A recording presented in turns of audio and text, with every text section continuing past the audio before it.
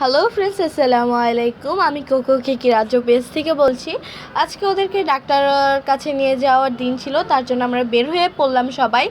আর রাস্তায় এত কাদা ছিল কারণ বৃষ্টি পড়েছিল। আর কোকো কেকি তো জীবনও কুলে থাকতে চায় না, তার জন্য ওদেরকে একদম ধরে বসে রাখা হয়েছে, কারণ এখানে এত পেশেন্ট ছিল যে আমি চাচ্ছিলাম না। আর এখানে বিড়াল কারোর কাছে দেওয়াও নিষেধ, কারণ একজনেরটা আরেকজনের ছোঁয়াছুঁয়ি রোগ হতে পারে।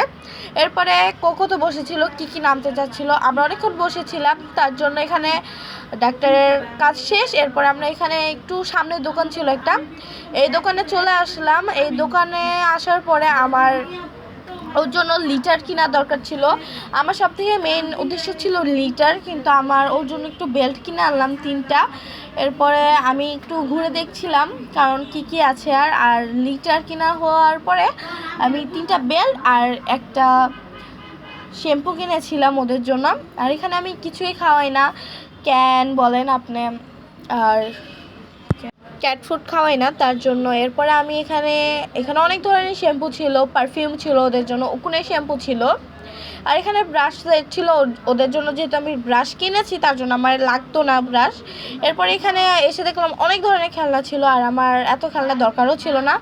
এরপরে আমি উপরে দেখলাম ঘর, আর ওদের জন্য আমি ঘর কিনতে চাইলেও কিনতে পারলাম না, কারণ ওরা এত কমফোর্ট ফিল করে না, ওরাদের অনেক গরম লাগে, তার জন্য। আর এখানে এত ধরনের ড্রেস ছিল, আর এখানে টেন্ট ছিল, আমি অন্য কালার টেন্ট খুঁজছিলাম।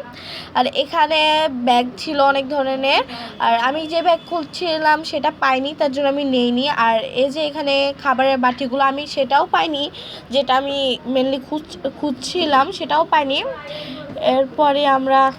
এরপরে সব কেনাকাটা শেষ, আমরা বের হয়ে যাচ্ছিলাম। আর আমি আস্তে ধীরে নামছিলাম, কারণ কি আমার কোলে ছিল, ও একটু ছটফট করছিল, ওর একটু ভয় লাগছিল, তার জন্য ওই ব্যাগটায় ছিল ওদের সব জিনিসপত্র। এরপরে আমরা বের হয়ে গেলাম, এরপর রিক্সায় উঠে যাব। আর এই ভিডিওটা করা হয়নি, আর আমার পেজটাকে সবাই ফলো করে দিবেন। Thank you.